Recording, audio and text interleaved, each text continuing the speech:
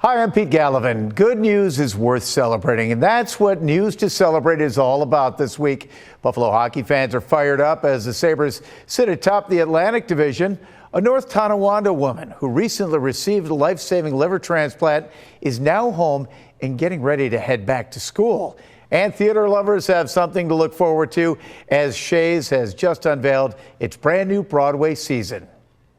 The Buffalo Sabres are doing something this city hasn't seen in 15 years, make a real playoff push. And today, players Zach Benson and Jack Quinn met with fans at an autograph signing event at Dave & Adams, one day after one of the most stunning wins in recent memory. Go Sabres! This event was planned weeks ago, but after last night's 8-7 win over the Lightning, it turned into something much bigger than a photo op. The players were here, accessible, and face-to-face with the fans who filled KeyBank Center.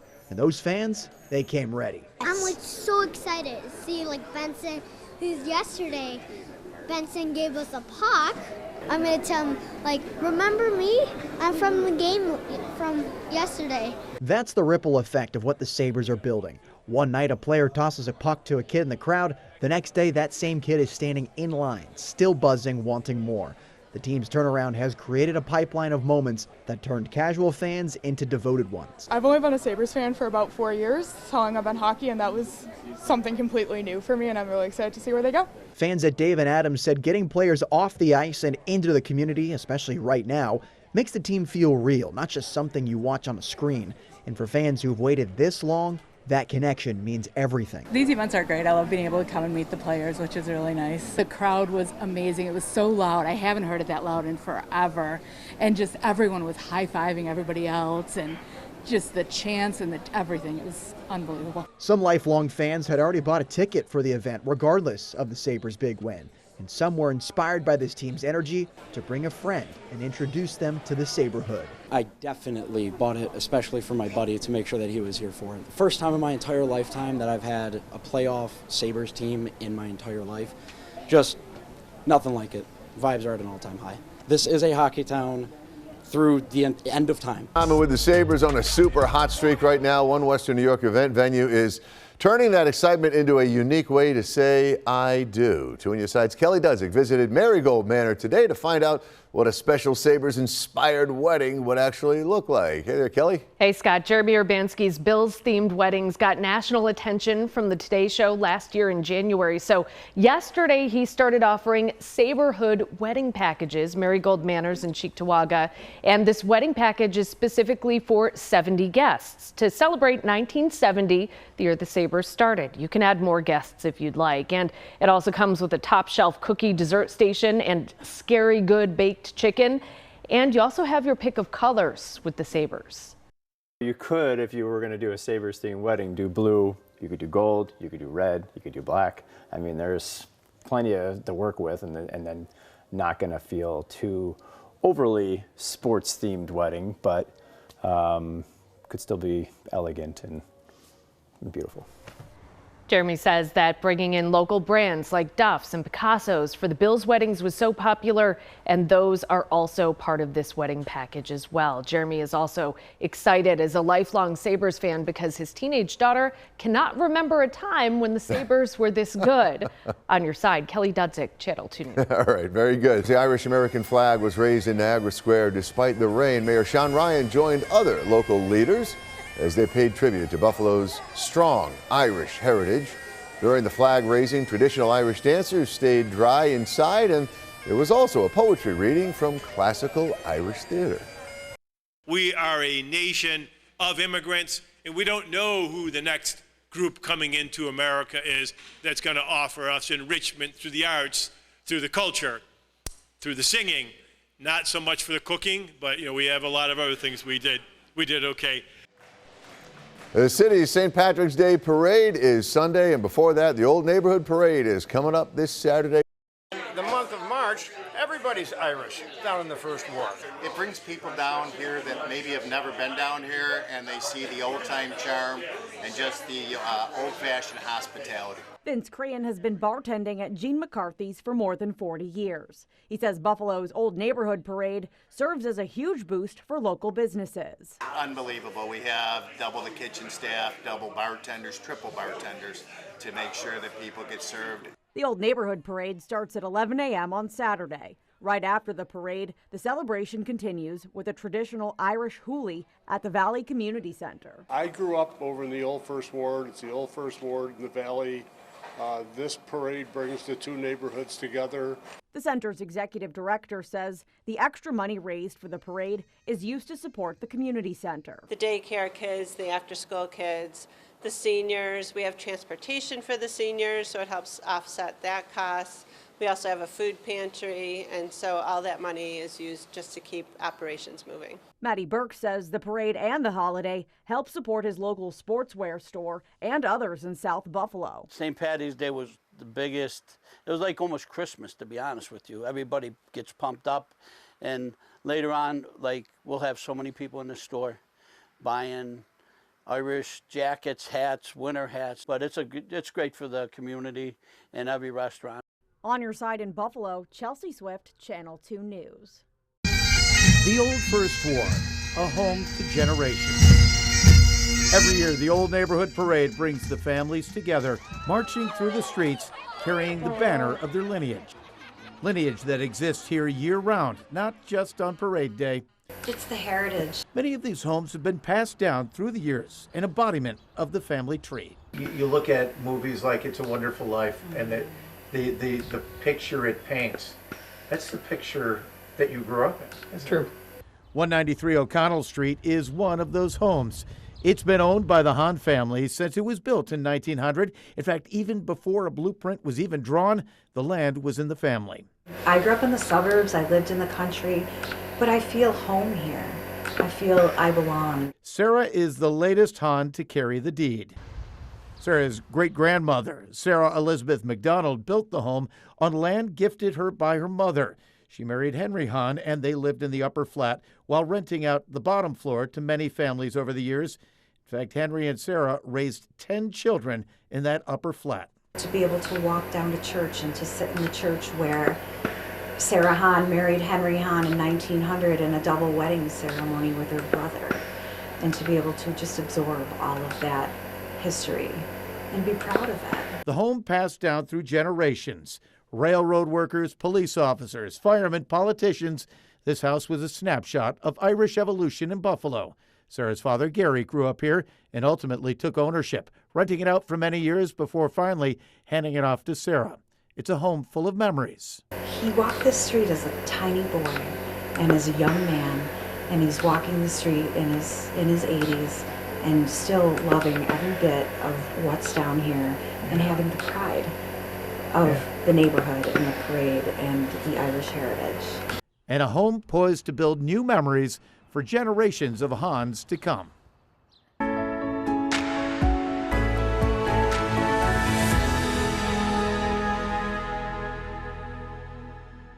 I'm going back to school tomorrow, so very excited about that. Have not been to school in 4 months. Meredith Roberts, the high school senior swimmer who underwent a life-saving liver transplant after a sudden medical crisis, has a big day on Thursday. And everyone has been so supportive to make sure that it is a success as she's going to go back to school. Meredith is looking forward to it. All my friends, I've seen some of them, I haven't seen all of them. Even like the teachers and the faculty and everyone that was praying and thinking about me and cared about me so much during this entire time. Last year, she had a sudden medical crisis. So November 4th, I turned yellow and I went into liver failure, and I received a life-saving transplant on the 15th. She received a cadaver liver that saved her life. It's been dubbed a shiny new liver. It was a little odd to think of someone else's body part inside of me, but I knew it was saving my life, and it was amazing. It was incredibly tough. We were just happy that we had support. There were tense moments. I had a short period of rejection last week, and I went out to Pittsburgh, got a liver biopsy, and they changed a bunch of my meds around. They did not have to admit me, and then I went home. And oh, by the way, when it comes to swimming? I am back in the pool. I got back in the pool beginning of January. Right about 7 weeks after my transplant, my surgeon gave me passes to the JCC in Pittsburgh. And it means so much, not just to her, but to us and to everyone who supported us this whole time. It's just been so incredible. And here's Meredith's message to you, Western New York. Thank you so much for all of your support. I really appreciate it. And be an organ donor if you can. So the sellers are body oils, body butters, and a honey turmeric soap bar that helps with acne, dark spots, scarring. But the hair oils, they are a big seller. Jill Miller started her business, Skincare Essentials by Jill, 6 years ago, right after welcoming her daughter, Sanaya. Simple story, she was born with infant eczema. It didn't sit well with me as being a nurse and then a mother. It didn't sit well with me to put steroids and antibiotics on the newborn baby. I remember coming home very adamant to make her something natural to help manage dry skin and eczema-prone skin. Jill now sells her products online in Tops Friendly Markets, her own storefront in Niagara Falls, and even in a vending machine at the Buffalo Airport. This month, she's also kicking off another year as a skincare provider for Kaleida Health Hospitals. We've been in partnership for 3 years now, and they just placed their order for the entire year to cover 3 hospitals. It's Millard Fillmore Suburban, Buffalo General, and Oshai Children's Hospital, which has now been renamed. But I supply on all inpatient floors hair oil, shampoo, and conditioners. It's a new way for this longtime nurse to make an impact on local patients. It means a lot. Every day it really still feels like a dream because my goal as a nurse is to always provide the best care and to help people feel their best. And when we think about it, especially when we're not feeling our best and we're in a hospital, what's the first thing that takes a hit? Our skin or our hair. And a lot of times we will start to just feel better if we know if we feel good about ourselves. Now Miller hopes her journey shows other women that it's possible to follow an idea and build something meaningful. What that means for me, to be able to be an example, to show other women, everyone of course, but to show other women who manage business, careers, and families, I am an example to other women that they can do it as well, that you can do it too. On your side, Lauren Hall, Channel 2 News. Pastor Thomas Hill of Old Landmark Church on Jefferson Avenue in Buffalo will tell you he's seen it all in America, from Memphis to Lackawanna to Buffalo. Education is important. One of the first blacks to enter that school. Class of 1958. I only realized my racial identity when they started calling me other names. His confidence grew. I've seen Jim Crow. I've experienced Jim Crow. This is a man who built a career in public service in Buffalo City Hall as a lone administrator under 4 mayors. Excellence was important. Commitment was important. In sports, he was a trap shooter, a state champion. Look at his plethora of awards. I was inducted in 1990 into the Hall of Fame of trap shooting. And found diversity in the sport. Over the years, he's carved out time to mentor others, an everyday American doing extraordinary things quietly. He represents America by becoming the change that we want to see. He lived through the era, thrived in the era where it didn't seem achievable. His wife of 54 years agrees. He's a good person, hard worker, and he takes good care of me. Period. He is the ultimate example of cultivation, of becoming the change that he wanted to see. It's important to encourage someone, not to criticize, but to encourage. When you encourage, you give them the idea that I can do it.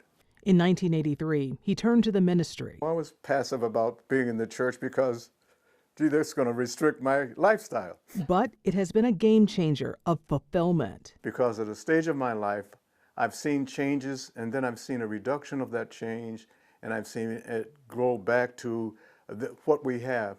God has blessed me tremendously.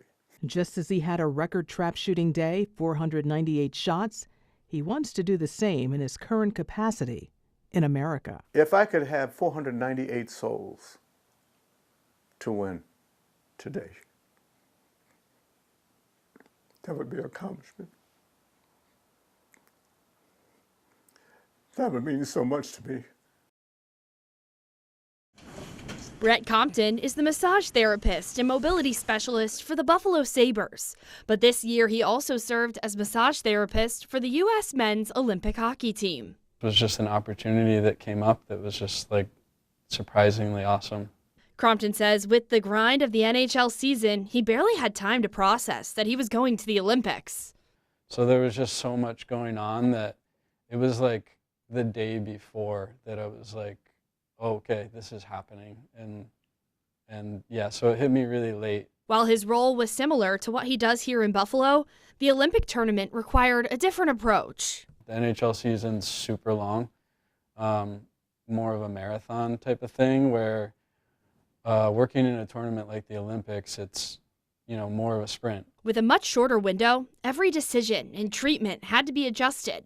You know, your treatments and your interventions are a little bit different because, again, you're operating on a different time scale. While they missed out on opening and closing ceremonies, Crompton said that the experience, especially the final game, was something he will never forget. It was like this really electric feel in the arena, and it was nerve-wracking. Like, you know, it was a really tense game. But then, the golden moment. When Jack scored in overtime, it was just this massive, you know, emotional release. All this tension and euphoria just like spilling out.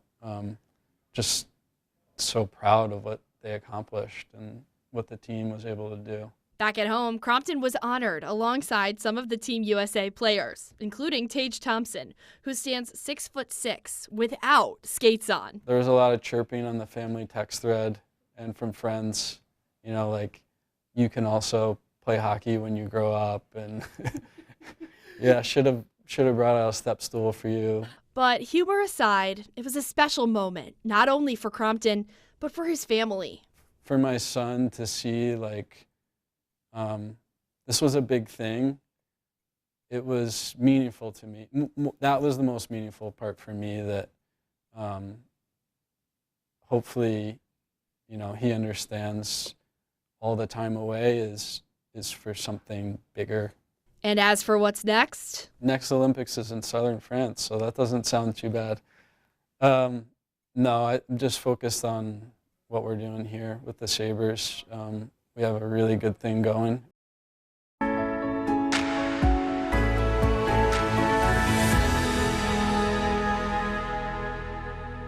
Thank you, Rob. And in less than 24 hours, a new fast casual chicken restaurant will open its doors here in downtown Buffalo. It's called Hencraft, and they held a ribbon cutting today at its new location right here on Delaware Avenue. The restaurant says it's expecting a big turnout this weekend. We are anticipating lines out the door. That is going to continue on into the weekend. And of course, we have the St. Paddy's Day Festival happening on Sunday, carrying into Monday. It is going to be an incredible start this spring as we get ready for that hot chicken summer here at Hencraft. Hencraft officially opens for business tomorrow at 11 a.m. The restaurant is located right there at the corner of Delaware and Chippewa. And the ribbon was also cut this morning on a brand new spot, Coffee in Buffalo. It's a first of its kind express cafe located inside the Sunoco gas station at Jefferson Avenue and South Division Street. Owners say the new location gives Larkinville residents another option for fresh food and drinks in the neighborhood. The locals, they are really loving it. Just smiles left and right. You know, something new to hear, like they can't. You know, a lot of them don't have vehicles, so this is like close to them. You know, get a top quality drink, handcrafted drink. The new location brings the total number of spot coffee shops to 15. First Before continues with a big announcement for theater lovers. Shays Performing Arts Center just revealed which Broadway shows are coming to downtown Buffalo during its 2026-2027 season, and it includes 2 national tours, Buena Vista Social Club and Harry Potter and the Cursed Child. The other shows include Alicia Keys' Hell's Kitchen, The Great Gatsby, The Sound of Music, Death Becomes Her, and Operation Mincemeat. Beetlejuice, Jersey Boys, and Six are also included as special engagements. Shays is a great audience, and Buffalo loves Broadway, and Broadway loves Buffalo, and there's a reason for it. You can see that synergy when you're in that magical space, and people are transformed, and whether you're 8 or 80, everybody, you know, is transformed magically in that space. And Shay's Broadway season officially kicks off in September. And a Western New York singer who made waves on national television is performing for a great cause next Saturday. You remember West Senica's Sydney Sterlace, who finished third on season 26 of NBC's The Voice. She will be one of the performers once again at this year's Variety Kids Telethon. Organizers say that the event helps raise money for programs that support children with special needs across Buffalo and Western New York. Here with us now is Sydney Sterlace of West Seneca, and we also have telethon producer John DeShulo in studio. Thanks for being here, both of you. Thank you. And Sydney, we know that it's not your first telethon. Remind everyone what your involvement was last year. So last year was my first telethon, and I just sang 2 songs to the celebrity child, but I had a great experience, and this year I'm going to be doing a lot more and getting more involved with the telethon. And we know it helps local kids. I mean, what a perfect cause. You're a local kid yourself. Yeah. You're a senior now, West Seneca West. Yes. And what are you kind of doing outside of school with music still? Or inside of school? Well, I'm still doing all the choruses and everything at school, but outside of school, I'm writing and recording a lot of music. I just had a song come out Friday called Ghost of Me, and I have a show next month, so I'm just trying to keep doing music and doing what I love. And we know you're graduating this year, but looking to pursue it after high school graduation as well. Where can people check out your song that just came out? It should be on Spotify, iTunes, anywhere you can listen to music, and I post everything on my Instagram. And we don't know what you're singing yet next weekend, but you will be singing Saturday and Sunday at the telethon. And John, Sydney's just one of many, many performers and groups that come out for this. And Lauren, you've been a great help for the telethon too, since coming back to Channel 2 in 2020. But it's great to see a performer like Sydney, a beautiful young lady with a career ahead of her. You're having, like we were just saying in the break, a live television performance on NBC with Gwen Stefani. Imagine that. Going straight from there to here. To the telethon. That's what happens. Well, we've had younger performers over the years in the telethon, and the name Frankie Shinta comes to mind when he first started, when he was young, and then he went on to Vegas. So the telethon has been a great experience for young performers, and Sydney did such a great job last year. And our celebrity child this year was here with Melissa Holmes a little while ago, Sully Mattil. You sang to Evelyn last year. And not only Saturday night when it's on Channel 2 from 6 to 11, but Sunday from 10 a.m. to 8 p.m. on WBBZ. And so we're going to put you through the drill, Sydney. We're going to have you introduce people, talk about the charity, of course, with Golisano Children's Hospital and the Dr. Robert Warner Rehabilitation Center. So you're going to do a great job. Yeah, it's always such a special time. And yeah, there's so many children there, in person in different roles and also watching at home, and to get to see someone that they might be able to relate to singing and performing just like you were meant to be. It means so much to them, I'm sure, as well. Yeah. Anything about last year's experience that stood out to you? I think just the community in there, everyone really cares for all the kids and all the donations coming in. I think it was just a great environment, and it made me excited to do it again this year. Do you know about when, or maybe this is a question for John, do you know about when her performance will be on Saturday night? On Saturday night between 6 and 8:30, Sydney will be featured. And then on Sunday from noon until 2, and then a little bit of a break, and then from 4 until 8 p.m. So, and several songs throughout. And should mention that your sister's going to perform too. Oh yeah, my younger sister, she dances, so her dance group will be performing on the telethon as well. Very nice. I think I remember that from last year as well. John, anything else you want people to know about the telethon before the big weekend? Well, you can find out more about it at varietybuffalo.org. We encourage people to go to Delta Sonic to get their coupon books. The weather's also nice, and you'll have the forecast in a little bit. So we want people to get their cars washed, and you can make a donation to the telethon.